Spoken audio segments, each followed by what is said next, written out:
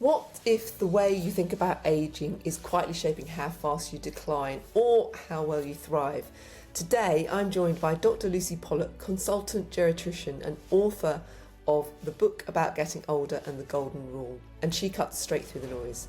Before we get into this, if you've not already subscribed to the Adventurous Ageing Podcast with your host Rachel Woolston, hit follow now so you don't miss the conversations that are going to change how you think about your body, your health, and what's possible as you get older. Lucy explains why people with a positive attitude to ageing don't just feel better, they physically age better. Because if you see yourself as gaining wisdom, staying curious, still having something to offer, you behave differently. If you've ever felt like your body or your identity is starting to slip, this conversation will challenge that narrative and also help you support your own parents.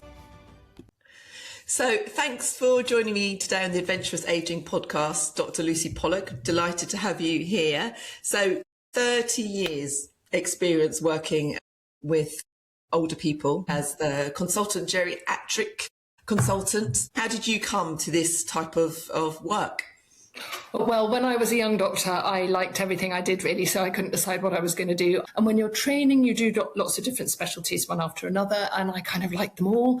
And then a really sensible older doctor said to me, I hope you won't be offended, but I think you should do geriatric medicine. And the minute he said that, I knew that he was right, because Rachel, it's a fantastic career. It is intellectually incredibly interesting. My patients are really complicated. They haven't got one thing. They've got 5, 6, 7 different things the matter with them. They have got loads of different medicines and test results that may or may not be important. They have complicated families. You've got to understand something about the setting that they're living in. You've got to know what their goals are. You've got to know what's important to them. We can do any number of tests and medicines and investigations and procedures and make life worse for older people instead of better. So you've got to really concentrate on what's going to make a difference. And then you work with fantastic teams and you have amazing patients because, you know, older people are just the rest of us grown up with good stories. So it is a laugh and it's sad and it's emotional. And it is funny and it's brilliant and varied. Yeah. And so why did he say that? Have you got to the... So it's almost like the stories of people are very important into how you would treat them. Yes, totally, yeah. Because everybody's different and you can't just follow an algorithm with older people. If you see a child who's broken an arm, it's pretty obvious what you do. You fix the arm. But actually, you do that for older people as well. But if I've got a patient who's got heart failure, for example, and their heart's not pumping properly, there are loads of different medicines I could be giving her. And if I just followed the guidelines, I'd put her on 5 different medicines. And tomorrow she'd fall over and have a broken hip. And it may not be what she wants. And it may be that she has got terrible dementia as well as heart failure. And she doesn't like taking tablets. And that the little benefit that she might get from them is outweighed by the burden. So you have to understand that, and it might be much more important for her to have a good conversation with her family about what her wishes actually would be if she was very unwell. So that what she really likes is watching Strictly. So there's just these little details that AI can't pick up. This is why we're not going to be replaced by a computer, because it's about human beings. It's about feeling and passion and emotion. You've got to know your medicine, so that makes it intellectually great. But you've also got to have the kind of wider understanding. And you've talked about the siloing of old people. Do you think this has begun to change? Because obviously the population is getting older. There's going to be, you know, a big explosion in that. So has that started to change? Do you think as a narrative started to shift a little bit? I hope so. I think we talk about the baby boomers and we sort of this throwaway line, the boomer generation, and lots of younger people have forgotten or didn't know. The baby boom began with a bang, 1946. Those babies, that, you know, huge explosion in population. We stopped fighting and started making babies. And suddenly those babies are turning 80 this year. And that's the start of this great boom. The birth rate didn't come back down to pre-war levels until the 1970s. There are going to be loads and loads of older people. And I think what's going to happen is that generation are going to take control of the narrative. I think they've got to. And lots of my work is about shifting the power from doctors to patients, giving them the resources they need to make the decisions, giving them information about what their options are, ensuring that they understand why they're taking a medication, for example, and whether they want to take it. And then that feeds into the wider societal questions about, how are older people living? How do we make life better for older people? How do we keep them independent in their own homes for longer and living fulfilling lives? That's really important for young people and older people. So, and one of the ways of doing that is building a much more cohesive society where those barriers between generations get broken down. It is really important. Yeah. And so do you think that things we can do now can change how we age? So much. This is really vital, and it plays to what you're doing, Rachel. Because the evidence about people say, these old people are causing us a problem with their demands on the health service. The issue is that we do have a group of older people who are living with what's called frailty, i.e. they're accumulating lots of different conditions, and that makes them vulnerable, and it means that bad things are more likely to happen to them, and they're more likely to lose their independence and need extra help and care. That happens to people who have not been given the benefit of a good start in life. So it's very socioeconomic, but it also, sadly, so the people in the lowest socioeconomic group not only live longer, but they also live live shorter, much shorter lives, but they also live a much bigger proportion of that life with disability. That's really sad. So for people in the lowest socioeconomic group, they often are developing those problems with frailty before even retirement age. That's a terrible, terrible thing to happen. Whereas the richest people not only live much longer, but they also have a much shorter period of disability at the end. And the greatest example is the Queen. Okay, you're right at the top of the scale. You live really, really well for a very long time. You have a very short period of illness and then you die. And that is the aim. If we could do that for everybody, and everybody was well until close to the end, which is what happens if you're fit and well in your 90s, you tend to have a very short illness and then die. That would be the great goal of public health medicine. And one of the things that makes a difference, that the big five, as I'm sure you know, are don't smoke, drink in moderation, eat a reasonable diet, maintain your social connections and intellectual activity, and move, for goodness sake, move. And those ones are the ones that are going to help people live those longer, healthier lives. Yeah, and those people in your 30-year history, do you think there's any other commonalities, not just socioeconomic, where there are some people that have just aged with adventure, which I think is... Yes, aging with adventure, okay. Yeah, you have to acknowledge luck. So there is an element of luck to it. I have, touch wood, not developed some of the things that can really slow you down in midlife. And there are people who develop terrible arthritis or medical problems that can really slow them down in midlife. And they need very careful attention and care to allow them to keep moving. And, I would strongly recommend anybody who's in their 50s or 60s who's got arthritis so bad that they can't take exercise, try and get that joint replaced. Don't just sit on it thinking, it's not bad enough yet. If you're not able to walk a mile because your knee is giving way, go and get your knee sorted out, because that is going to change the rest of your future. So luck obviously does play a part. Then also along with that, the really interesting stuff is about attitude. So we know now that people who have a positive attitude to aging age physically better than people who have a negative attitude. If you think, I am gaining experience, I'm gaining wisdom, I am interested and curious in the world, you will tend to do more than somebody who thinks, I'm washed up and washed out and I'm left out and I haven't got anything to offer. So it kind of makes sense that there's a difference. So there is a commonality of people who are sort of get on with it people, and who grasp the opportunity and who say, okay, yes, I will go on that holiday.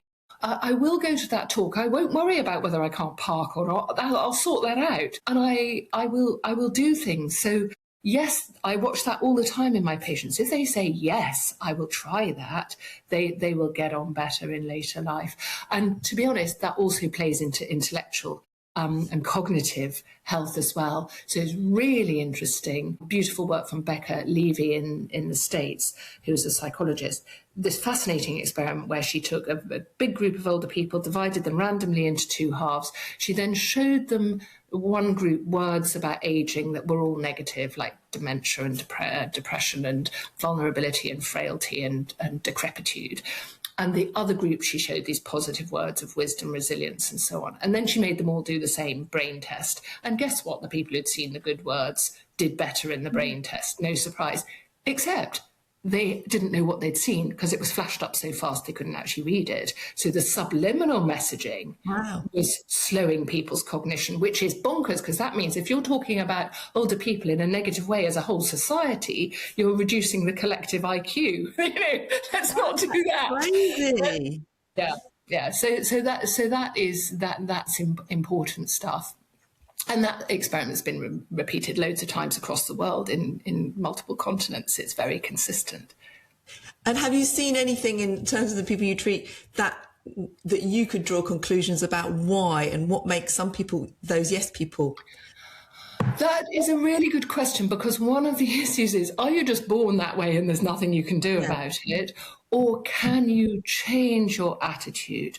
And I think the nice thing that we know is that you can. We do have plasticity and we do have control over our lives. And my husband is a psychotherapist and a counsellor, and he watches this all the time. People choosing to change their attitude to a situation. It's hard work, but we know you can do it. And so looking at your life, and I think midlife is a really good time to do that, thinking, okay, what are my strengths? What are my weaknesses? I love, my aunt said to me, she said, look at the threads of your life and all the ones that you've inherited and that you were born with, but also the ones that you've developed, and then choose which threads you want to keep and which ones you want to discard. And she visibly did that in her 50s and 60s and changed some of her attitudes. And I admire her so much for that. It's made her much happier. That's interesting. And what made her do that? Because that's, as you said, that's a very kind of open and empowered perspective to be aware of that. I will have to ask her. I think it's a delicate subject for a lot of people, because people may have regrets. Talking about things that you don't like about yourself. Those are quite difficult subjects. But what I could see was her change into somebody who was open and kind and loving. There was a skill that she'd probably had to develop because of early life experiences not giving her that so much. Yeah, it's interesting. I've done quite a few of these interviews now, and what comes up quite a lot is being curious in the world as being something that affects your ageing.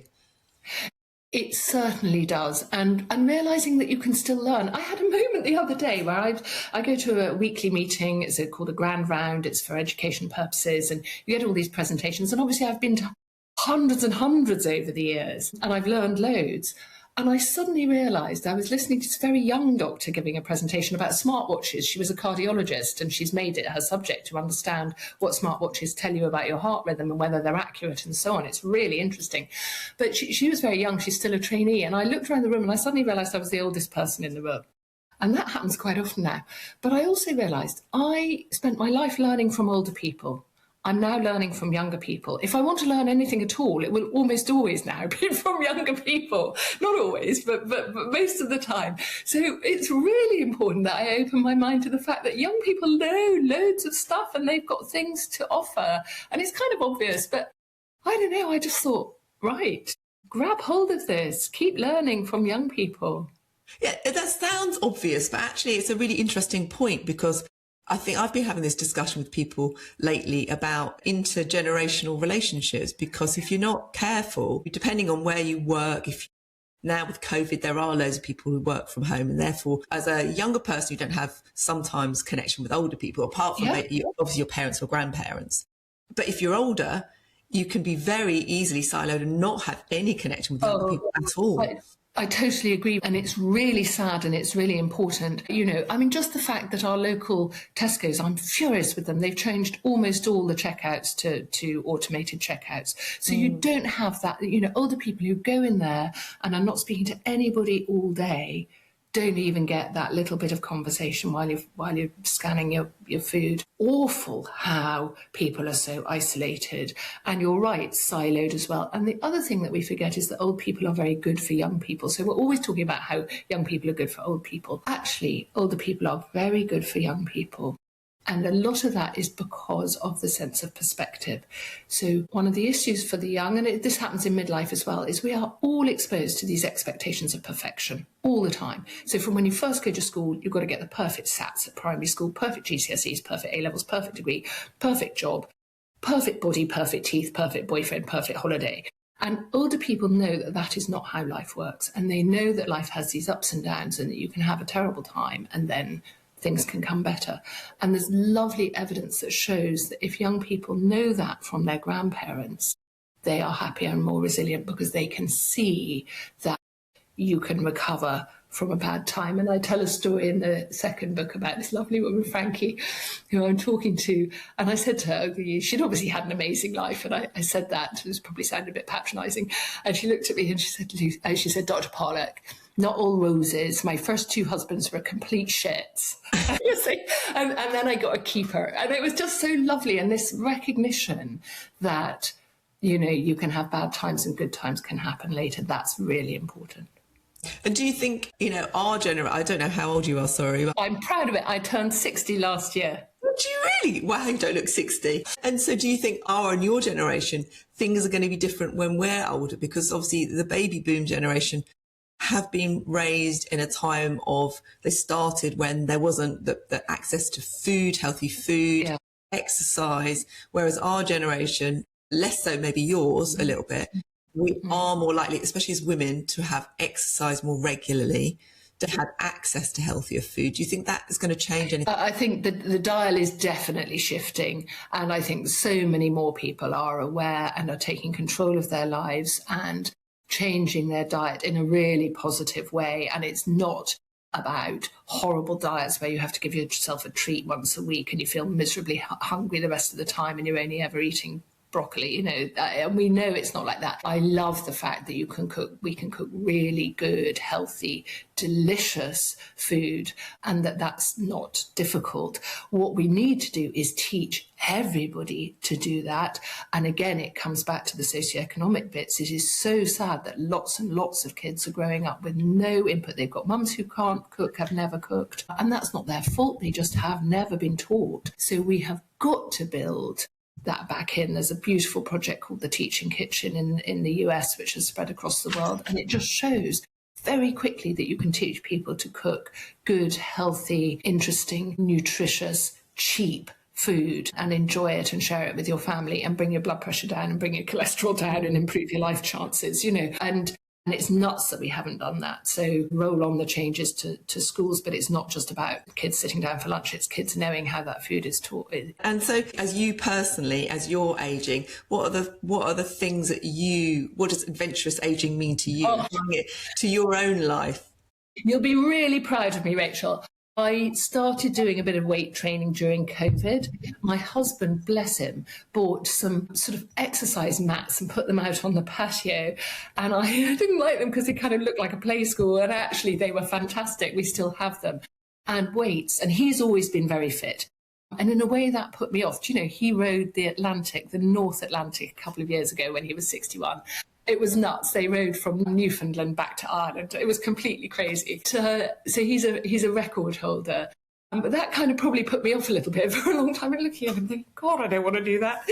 I don't have to row the Atlantic. What I have done is I've got stronger. So I do strength training and I try and do that pretty regularly, and I have changed shapes. And so I did it intermittently, and then when I turned 60 I thought, right, I've really got to get a grip of this. So I have been really trying hard, and my golly, I have changed. I can move weights. I'm so proud of it, and it makes me really happy, and it doesn't take hours, and you know, I don't need to go on about it, but I'm really chuffed about that. And then the saying yes thing, and I am very lucky because I have got enough money to go on holiday. And last year we went to see my daughter who lives in Nairobi. And so she's an adventurer as well. She and her friends do crazy things, and they work very hard, but they also travel a lot. And we did some amazing walking and adventuring and climbing mountains.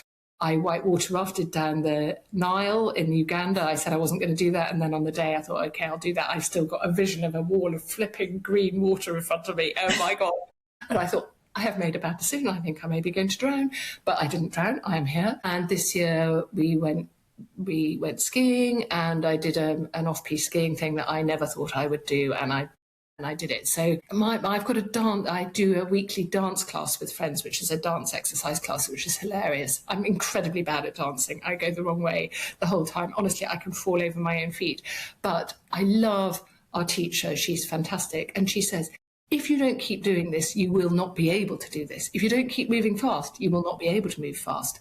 And you think, okay, I can, and I'm going to celebrate it because I am so lucky that I can keep doing these things. Let's keep doing them. Yeah. And so do you also think about that, talking about those scary adventures you did, is there something that you think is important about pushing outside of your uncomfortable zone? Yeah, yes. I think there is. And I remember there was a thing on Twitter, when it was Twitter, about from an A&E doctor, an ED doctor, saying, don't let your old people climb ladders. My message is hold the ladder for them. You know, and of course you've got to be sensible. There are things that you're nuts to try doing, but usually my advice to most of my older patients is do more, not less. Do not put your slippers on when you retire and sit down and watch telly all day. That is a disaster. Move, do more, embrace it, love it. And if that means taking some risks, take some risks.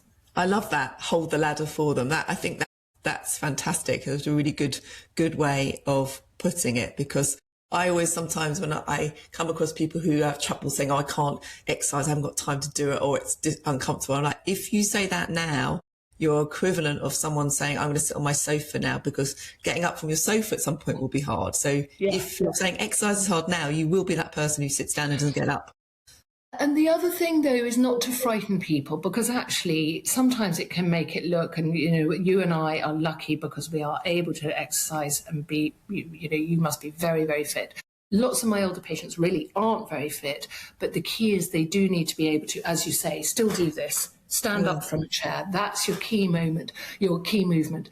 And the evidence is actually that we make the most difference by making people who do very little do a bit more. Actually, that incremental change. So if you're already a marathon runner and you run 2 marathons, it doesn't make that much difference.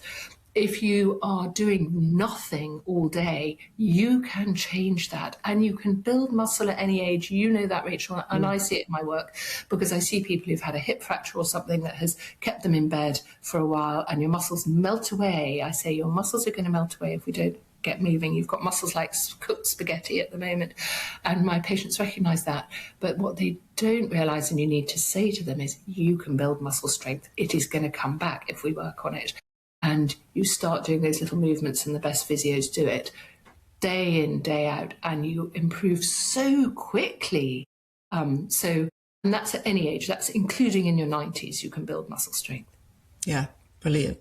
And so just talking also about your three tips that you would give for those of us with ageing parents or approaching that age. What are your 3 tips to help navigate that? That is a good question. And there's so many of the people I meet are families where there's a daughter usually, but often sons as well, who are worrying about parents who are hitting the sort of difficulties of later life. So what would I say? I'd say talk about it. There's so many taboo things, but if you can have those conversations about what's important to people and about what their hopes are for the future.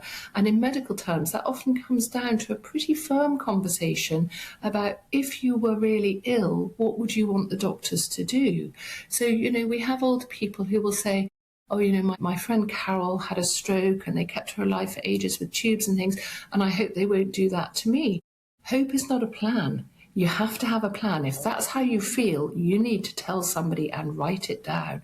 So your family need to know what your wishes are. So for anybody who's in a care home or is frail and has got carers coming in at home, who's in that vulnerable position, having an advanced care plan is really important, and sharing it with your family. So that's a big one. Even for people earlier on in life than that, I think it's just a good idea to have these conversations about what your hopes and wishes are, what's important to you. Can I just ask you, is there anything around that you can get a hold of, like a book or something that will take you through the steps of? I've written 2 books for my patients and their families. And the first one is pretty simple titled, The Book About Getting Older. It's got an elephant on the front of it.